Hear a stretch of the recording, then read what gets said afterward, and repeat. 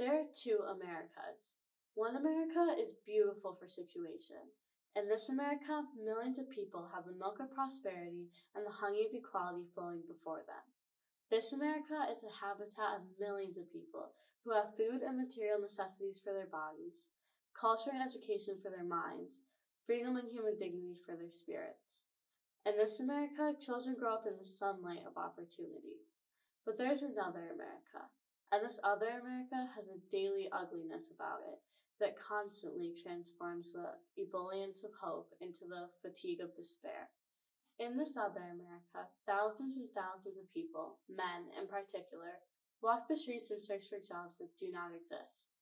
In this other America, millions of people are forced to live in vermin-filled, depressing housing conditions where they do not have the privilege of having wall-to-wall carpet, but all too often they end up with wall-to-wall rats and roaches.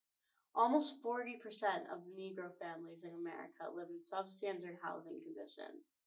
In this other America, thousands of young people are deprived of an opportunity to get an adequate education. Every year, thousands finish high school reading at a 7th, 8th, and sometimes 9th grade level. Not because they are dumb, not because they don't have the native intelligence, but because the schools are so inadequate, so overcrowded, so devoid of equality, so segregated, if you will, that the best in these minds can never come out.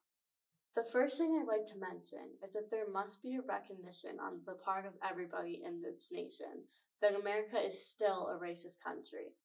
Now, however unpleasant that sounds, it is the truth, and we will never solve the problem of racism until there's a recognition of the fact that racism still stands at the center of so much of our nation, and we must see racism for what it is. It is a myth of an inferior people. It is a notion that one group has all of the knowledge, all of the insights, all of the purity, all of the worth, all of the dignity. And another group is worthless, on a lower level of humanity, inferior. To put in philosophical language, racism is not based on some empirical generalization, which after some studies would come to the conclusion that these people are behind of environmental conditions. Racism is based on an ontological affirmation. It is a notice, the notion of the very being of a people is inferior. And the ultimate logic of racism is genocide. We've got to get rid of 2 or 3 myths. We've got to get rid of 2 or 3 myths that still pervade our nation. One is the myth of time. I'm sure you've heard of this notion. It is the notion that only time can solve the problem of racial injustice. And I've heard it from many sincere people. They said to the Negro and to his allies in the white community, "You should slow up. You're pushing things too fast. Only time can solve the problem, and if you'll just be nice and patient and continue to pray, in 100 or 200 years, the problem will work itself out."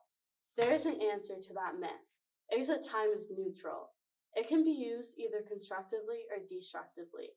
I'm sad to say to you tonight that I'm absolutely convinced that the forces of ill will in our nation, the forces on the wrong side in our nation, the extreme righteousness of our nation, have often used time much more effectively than the forces of goodwill.